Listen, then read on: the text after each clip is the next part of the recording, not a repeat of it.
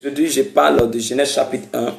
J'ai parlé de tout à l'heure, la terre était informe et vide. Maintenant, je vais parler de revenir à zéro.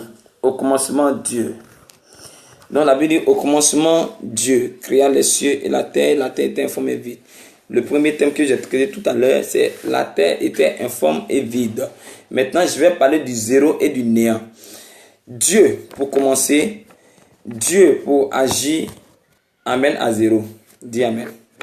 Pour que Dieu puisse commencer, il faut être à zéro.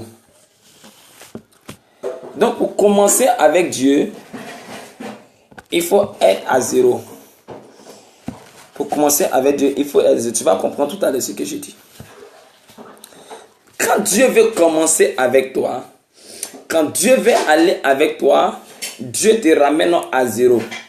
Te ramener à zéro, qu'est-ce que cela sous-entend? Cela sous-entend une rééducation.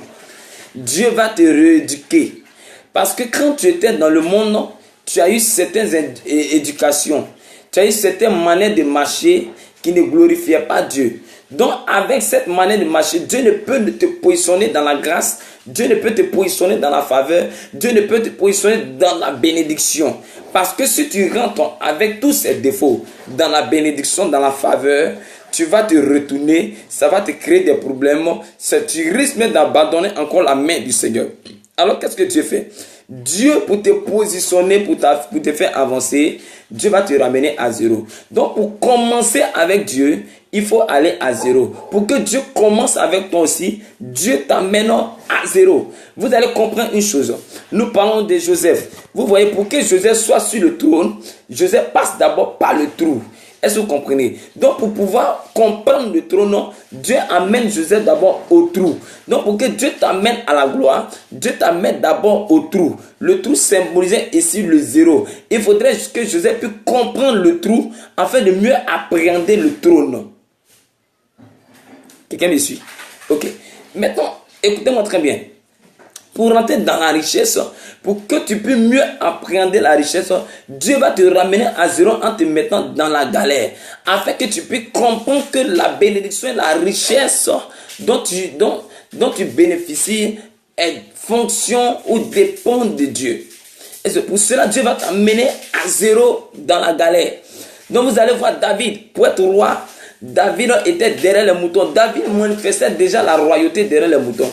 David conduisait déjà un peu derrière les moutons. Donc les moutons représentaient le peuple et David représentait le berger ou le roi ou on peut dire le président aujourd'hui. Donc pour que tu puisses mieux appréhender le poste de roi, il est important que Dieu t'amène en tant que simple serviteur. Si tu n'arrives pas à servir, si tu n'arrives pas à avoir les qualités de serviteur, il te sera difficile d'être un vrai leader. Il te sera difficile d'être un vrai dirigeant. Un vrai dirigeant, c'est celui qui a appris à servir.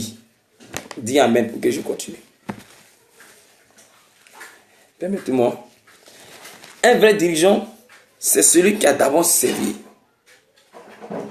Est-ce que vous comprenez? Donc, Dieu, pour aller avec Dieu, on repart à zéro. Donc, vous allez voir plusieurs personnes.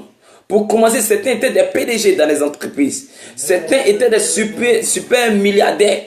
Mais vous allez voir, quand ils ont voulu commencer avec le Seigneur, ils ont vu comme si la vie a commencé à se compliquer. Pourquoi? Parce que la bénédiction selon les hommes n'est pas la même que selon Dieu. Dieu a un processus, un mécanisme de bénir. Dieu a un processus, un mécanisme d'élever ses enfants.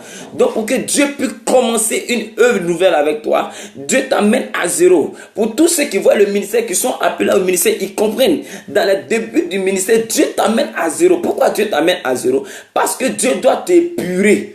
Dieu doit te transformer. Dieu doit t'enseigner ce qu'on appelle la soumission. Dieu doit t'enseigner ce qu'on appelle l'humilité. Dieu doit t'amener à comprendre ce qu'on appelle servir. Quand ça c'est fait, quand ça c'est consommé, alors Dieu peut te positionner dans le ministère. Si Dieu ne t'enseigne pas l'humilité avant le ministère, tu vas aller vivre la misère dans le ministère. Dis Amen pour que je comprenne. Nous avons des révélations très fortes ce matin avec Genèse chapitre 1. Dieu, allons à zéro. Donc le premier thème, c'était la terre était informe et vide. Le deuxième thème que je traite dans Genèse chapitre 1, c'est Allons à zéro. Accepte d'aller à zéro avec Dieu. Aller à zéro, c'est abandonner son orgueil. Parce que celui qui est orgueilleux n'accepte jamais d'aller à zéro. Écoutez-moi très bien. Celui qui est orgueilleux n'accepte jamais d'aller à zéro. Or, Dieu résiste aux orgueilleux. Or, si tu restes dans ta position d'orgueilleux, Dieu ne peut t'élever, Dieu ne peut crier dans ta vie. Donc, Dieu résiste aux orgueilleux. Mais celui qui est orgueilleux refuse d'aller à zéro. Or, pour pouvoir commencer avec Dieu, il faut aller à zéro. Donc, Dieu va te rabaisser, Dieu va t'amener à zéro. Dieu va casser ton orgueil afin de t'élever. Beaucoup échouent dans le ministère. Beaucoup échouent dans la vie parce qu'ils refusent d'aller à zéro avec Dieu. Ils consultent sagesse, ils consultent capacité, ils consultent relation. Ils refusent d'aller à zéro. Il faut repartir à zéro. Même le Seigneur Jésus, pour pouvoir être roi, pour pouvoir avoir le nom au-dessus de tout nom, Jésus est revenu à zéro. De roi qu'il était, Dieu l'a mené à zéro. Dieu l'a mené servi parmi les hommes. Il était un serviteur. Il a été humilié, injuré pour qu'aujourd'hui il soit glorifié, il soit honoré. Il ait le nom au-dessus de tout nom. Tu ne peux pas chercher l'honneur. Tu ne peux pas chercher la gloire et puis être orgueilleux. C'est impossible, c'est en désaccord. Dieu résiste aux orgueilleux. Je vais te donner un conseil. Ne cherche jamais la bénédiction dans l'orgueil. Car en cherchant la bénédiction dans l'orgueil, tu as créé ta tombe sans t'en rendre compte. Je dis bien, ne cherche jamais la bénédiction dans l'orgueil. Cherche plutôt à briser l'orgueil avant de chercher la bénédiction. Parce que toute fois que tu seras dans la bénédiction, tu vas chercher une bénédiction, que tu obtiendras la bénédiction dans l'orgueil, tu es déjà mort d'avance. Parce que la Bible dit que Dieu résiste aux orgueilleux et l'orgueil est précédé de la chute. Est-ce que quelqu'un me comprend?